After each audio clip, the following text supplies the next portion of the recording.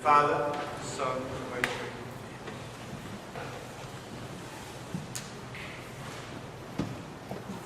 As you remember, God made a promise to Noah. A promise after the flood. He made a covenant with you and with all mankind, promising that never again will the flood cover the whole earth. And giving the sign of the rainbow of the sky, he made testimony of his covenant. Why to choose such a sign? What is a covenant? The rainbow, indeed, is a perfect sign to illustrate this notion of covenant. And that notion is present everywhere in the Holy Scriptures. God first made a covenant with Noah. He renewed it often with Abraham, with Moses, with Elias, and finally, not with, but through our Lord Jesus Christ. The covenant is an alliance, a pact, a contract between God and man. And somehow the rainbow shows the essence of it, because it is a visible sign that starts from earth, goes up to heaven, goes back to earth, showing this contract that exists between man and God, God and man, between heaven and earth. It is a contract, bound on promises, both agreed.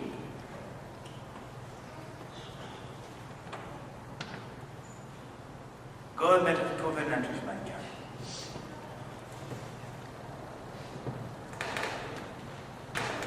And we can say easily that the whole story of our world, the whole history of our salvation, is a story of this contract. Year after year, it grew in perfection. And the term of the contract, the term of the covenant are the following. On one side, God reveals himself, step by step, according to the capacity of mankind. He reveals himself first as being the one God, the unique. He reveals himself as being the uncreated, creator of heaven and earth. And he goes on to reveal himself as being the avenger, the judge of the living and the dead. And finally, as we were able to understand that, he revealed himself as incredible as it can be. He reveals himself as being a father. A father who has a son that is sent for us to save us. The other part of the covenant, the contract on the man's side, is to obey God, to follow his law. And there is a noticeable difference between the Old and the New Testament. The Gospel indeed gives us the fullness of this covenant, the plenitude of the revelation. The pact between God and man is not anymore imperfect.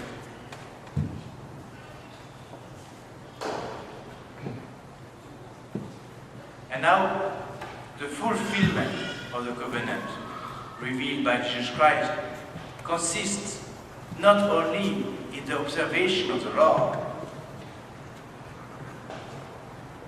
but in the love of that law. The commandments of God, given in the Old Testament at first figure, are metamorphosed in the passion of Christ. And that's terribly different. For us Catholics, the law is not enough. The world is not wide enough. Because we are not doing things out of duty. We are not following the law because we are obliged, forced to follow the law. We are not doing that because of pure obligation, certainly not. We are following the law of Christ, His command, His wishes, out of love. Out of the greatest love that is burning our souls. Not the washy love that today is represented by the rainbows in San Francisco. No, the real love. The love that is bathed in blood and the blood of Jesus Christ. Yes, the point is that it is not enough to do only what we have to do. The priest and the Levite passed by. They continued on their way. This man was not of their jurisdiction. They had nothing to do with this poor man. Out of the law, they left him there. The Samaritan, given as an example for us, act in conformity with the New Testament. He took care of this man. He did not know who he was. He had no obligation to do that, but he did.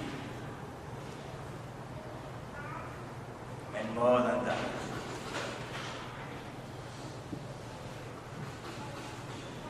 And it's the same for us, my friends, my dear soul. We know the law. If Jesus Christ asks us what is the greatest commandment, you will know, you will be able to answer like the doctor of the law.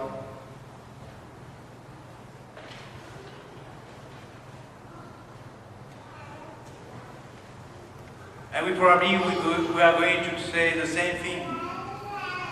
But my Lord, who is my neighbor? You know, it is not necessary to go to Palestine and to walk the road from Jericho to Jerusalem to find your neighbor. He is right there, on your pew in your church. And you know the best part of it? That we don't even need to choose our neighbor. God does that for us. He brings your neighbor just by you, ready to be helped.